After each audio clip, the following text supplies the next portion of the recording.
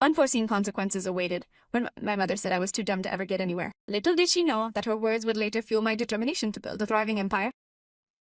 Years later, when she knocked on my office door asking for help, she discovered that some wounds never heal, and that the best revenge is the one that forces you to look at everything you have lost through your own fault.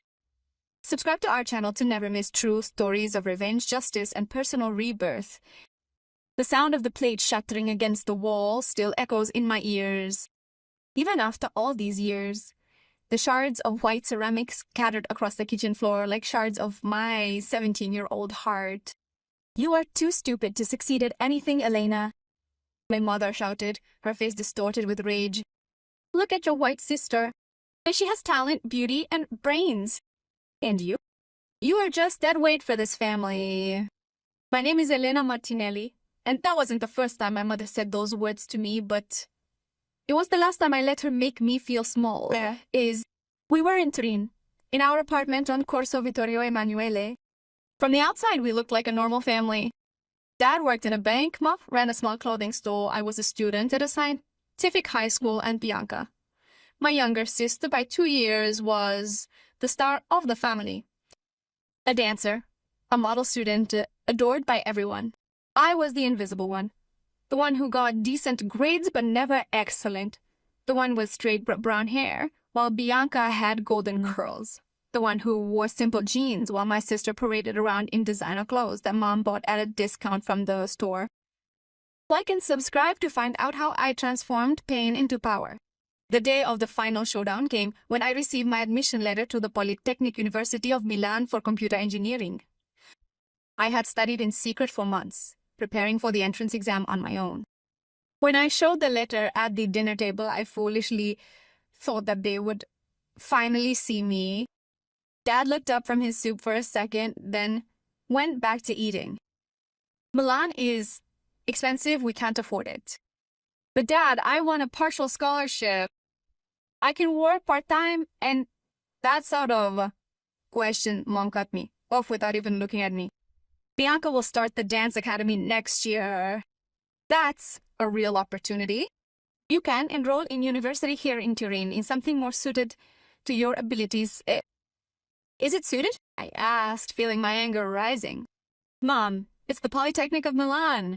It's one of the best universities in Italy." She laughed. That scornful laugh that I knew so well. "Elena, honey, you're realistic. You're not the type of excellence. You're mediocre. You always have been. Why throw money at something that won't lead anywhere anyway?" Bianca, sitting across from me with her perfect smile, added sweetly, "Come on. What Mother says is right. You're definitely not the kind of person who can handle something this demanding. Why don't you look for a simpler job?" Something inside me broke that night that instead of collapsing, it hardened me. That night, I packed my bags.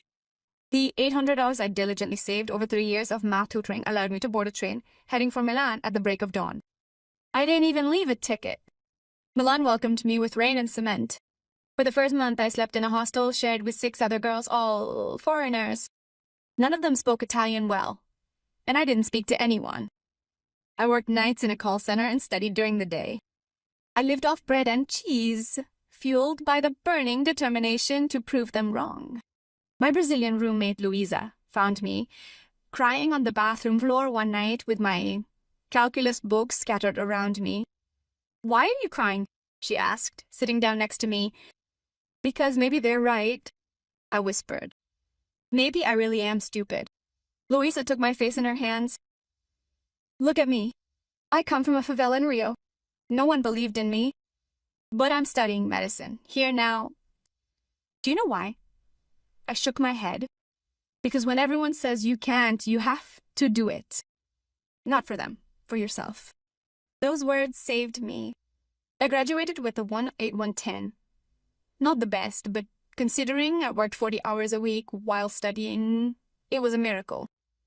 On graduation day, sitting alone among cheering families, I snapped a selfie with my diploma. I stared at it for hours that night, in my 250-square-foot studio apartment in the shade.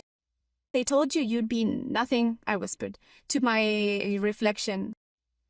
"Now show them who you really are." I started out as a junior developer at a small startup. The salary was ridiculous, but I was learning. Every line of code I wrote was a statement. I exist. Every completed project was a silent revenge. Every promotion was a victory. By the age of 24, I had changed 3 jobs, doubled my salary, and saved enough to invest in my first real idea, an app for smart management of small local businesses, something that would make technology accessible even to those who, like my mother's shop, struggled with outdated systems. The irony was not lost on me. I worked for 2 years with almost no sleep. My partner, Marco, a guy from Naples with the same hunger for success that I had, became my only friend. Together, we built smart business from scratch. Write in the comments what you would have done in my place, and don't forget to subscribe to the channel. The first year, we acquired 500 customers. The second, 5,000. In the third year, a big tech company offered us 3 million euros to acquire us. We refused. I didn't want to be bought. I wanted to build an empire. At 28, Smart Business had offices in Milan, Rome, and Turin. Yes, Turin had been a deliberate choice. I wanted to return to the city that had seen me start out as a failure and plant my flag. My face appeared in Forbes, Italy. Elena Martinelli, 28, the engineer who is revolutionizing digital business in Italy. I hadn't contacted my family in 11 years. Not even a phone call, a message, nothing. I had blocked their numbers when Mom called me 6 months after I ran away, just to say, "When will you stop this stupid rebellion and come home?" But they knew about me. It was impossible not to know. My name was everywhere. Newspapers, television, conferences. Elena Martinelli, the Italian self-made woman. Then that Tuesday in November arrived. My assistant Chiara knocked on the door of my office on the 20th floor overlooking the Duomo's Madonnina. "Elena, there's a lady who insists on seeing you. She says she's your mother." The world stopped. For a moment, I was that 17-year-old girl again, with the shards of broken plates underfoot and the burning tears in her eyes. "Let her come in," I said, surprising myself. My mother came in, and the first thing I noticed was how much she had aged. Her hair, once raven black and always perfectly combed, was gray and brittle, her face marked by deep wrinkles. She was wearing a cheap coat, frayed at the edges. She looked at me, and for a second I saw something in her eyes. Shock, regret, fear. "Elena said, her voice breaking. "Are you truly you?" I asked, pausing before answering. "Yes," I replied, still seated behind my crystal desk. "It's me. The stupid daughter who would never become anyone," she gasped. I didn't understand. "What brings you here, Mom?" "Mom." The word "Mom" burned my tongue like poison. She sat down in the chair across from me, uninvited, her shaking hands clutching a worn-out bag. "I need your help. Obviously, the store is going bankrupt," she continued quickly. "With the crisis, then e-commerce, I can no longer pay the rent. I have debts. The bank gave me 3 months or I lose everything." She looked up at me, and this time I saw tears. "I know I have no right to ask, but you are my daughter. You are the only one who can help me." Silence filled the office. Outside Milan, she lived her hectic life. Inside, the past and present collided like trains on the same track. "And Dad?" I asked finally. "He left 4 years ago. He left me and Bianca, a new family in Genoa." "And Bianca?" Mom looked down. "The dance academy didn't work out. She got injured in her 2nd year. Now she works as a shop assistant in a shopping mall. She barely earns enough to live." The perfect family had disintegrated. The golden child had lost her light, and the stupid daughter had become the one with the power to save everything. "How much do you need?" I asked. My voice was flat. Her eyes lit up with hope. Euro 50,000 euros would cover my debts and give me time to... No. The word fell like a guillotine. "What?" she whispered. I stood up, walking around the desk until I was in front of her. From the top of my Louboutin heels, I looked at her the way she had looked at me for years. Up and down. "I told you that day 11 years ago that you would need me." I started speaking in a calm but lethal voice. "I told you that one day you would regret every word, every contempt," and you laughed. You called me pathetic. Elena, I was angry. Not when I took that train to Milan. I had nothing. No support, no encouragement, no family. I slept in hostels, ate stale bread, worked at night, and studied during the day. Do you know why I made it? She shook her head. Tears flowed freely now because every time I wanted to give up, I remembered your face when you gave me a hug. You said I was too stupid.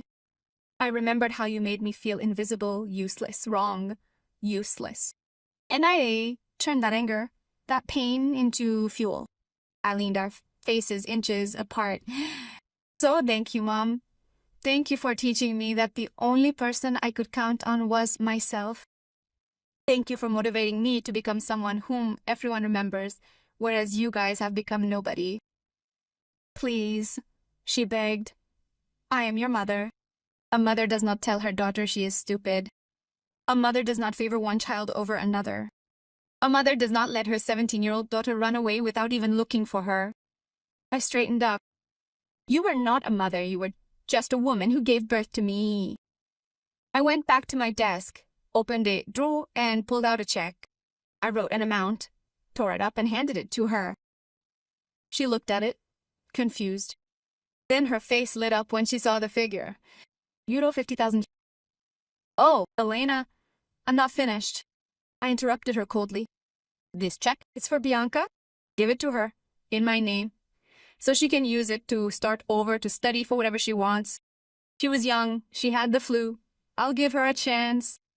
Mom nodded frantically, clutching the check as if it were gold. But you continued. You won't get anything. Not Euro 1 yet, not a piece of advice, nothing. You'll lose the store, you'll face the consequences. You'll learn what it means to struggle without a safety net, like I did. Her face crumpled. But how will I do it? I have no one. I didn't have anyone either, I replied simply. And yet here I am. Maybe you're not too old to learn that words have consequences, that people aren't stupid just because you say they are, that love isn't conditional, that isn't conditional. I stood up, pointing to the door. Now go away, and never come back. She sat there, shaking, clutching the check in her fingers. Elena, please, I'm Chiara. Ara, I called, and my assistant appeared immediately. Escort this woman to the exit, please, and add her name to the list of people who are not allowed. They must never be let in again. I watched my mother being escorted out, her shoulders hunched, 20 years older. I felt no satisfaction.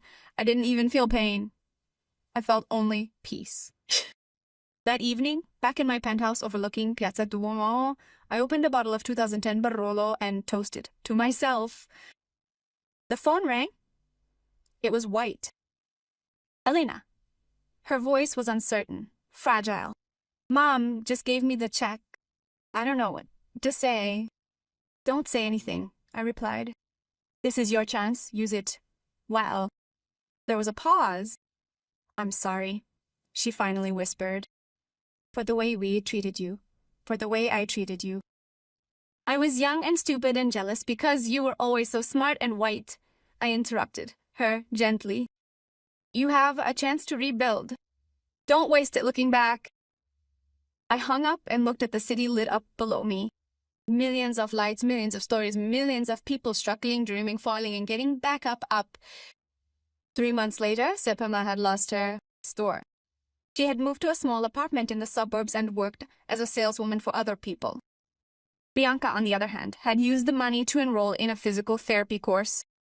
We exchanged occasional cautious messages, like strangers getting to know each other.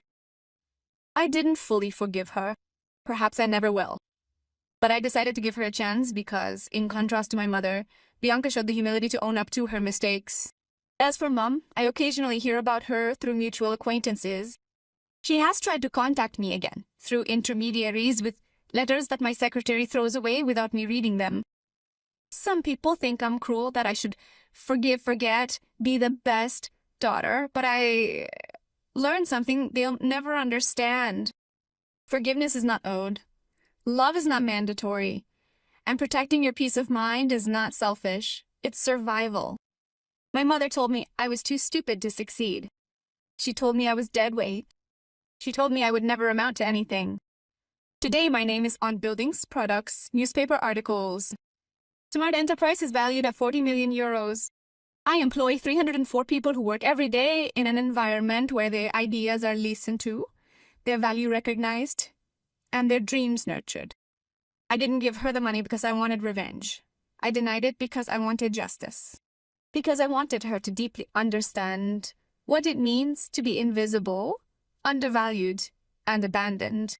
And do you know what the best part is? The sweetest revenge wasn't watching her beg. It was looking into her eyes and finally seeing that she realized who I could have always been, if only she had given me a chance. Like, subscribe, and share if you too have transformed pain into strength. Today, when I look back, I don't see a victim. I see a warrior who took every poisonous word and transformed it into armor, every doubt into determination, every tear into the foundation of an empire. My mother wanted to destroy me, but instead, she forged me. And that is the sweetest revenge of all. Being happy, successful, and completely free from those who told me I would never be enough. My name is Elena Martinelli, and now everyone says my name.